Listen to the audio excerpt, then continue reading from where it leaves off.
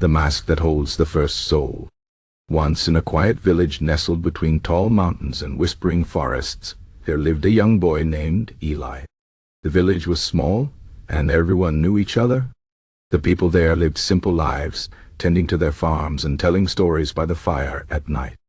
But there was one story no one spoke of, the story of the mask. Deep in the heart of the forest, hidden beneath the roots of the oldest tree, lay an ancient artifact. It was a mask, carved from dark wood with hollow eyes and a mouth frozen in a silent scream.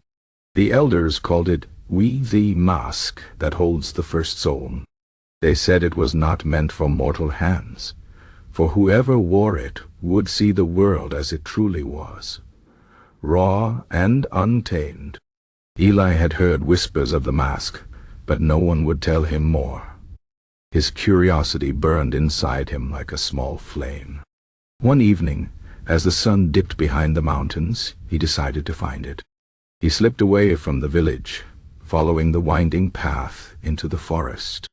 The trees grew taller, their branches weaving together like fingers blocking out the sky. The air was thick with the scent of damp earth and old secrets. After hours of walking, Eli found the tree, a giant oak, its trunk twisted with age. Its roots rose from the ground like the bones of a buried giant. Kneeling, he dug with his hands until his fingers brushed against something smooth and cold. The mask. It was heavier than he expected. As he lifted it, a chill ran down his spine. The hollow eyes seemed to watch him, waiting. Against his better judgment, he placed the mask over his face. The world changed. Colors bled together, shadows twisted into shapes he could not name, and the wind carried voices, whispers of things long forgotten. The forest was alive in a way he had never seen before. The trees breathed, the earth pulsed, and the sky was not empty. Something moved beyond the clouds, something vast and ancient. A voice spoke inside his mind. "You have awakened me." Eli stumbled back, tearing the mask from his face. The world snapped back to normal. The trees were just trees. The wind was just wind. But he knew. The mask was not just an object.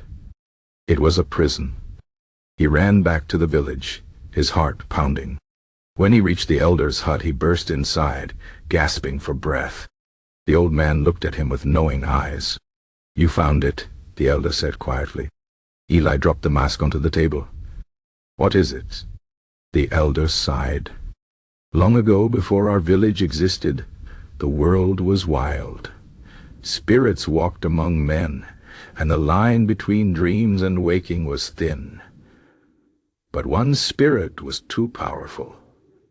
It saw too much, knew too much. To protect the world, the first shamans captured it, trapped it inside that mask."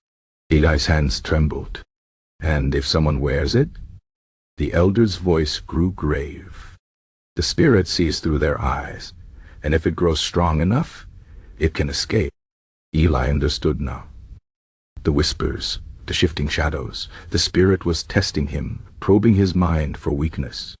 He had to return the mask before it was too late. That night, under the watchful gaze of the stars, Eli carried the mask back to the tree. As he placed it beneath the roots, the wind howled, and for a moment he thought he heard laughter. He covered the mask with earth and stepped back. The forest was silent once more. From that day on, Eli never spoke of what he saw. But sometimes, when the fire burned low and the night grew deep, he would glance at the forest and wonder, if the mask ever called to someone else, would they be strong enough to resist? And far beneath the roots of the old oak tree, the mask waited for the next curious soul. The end.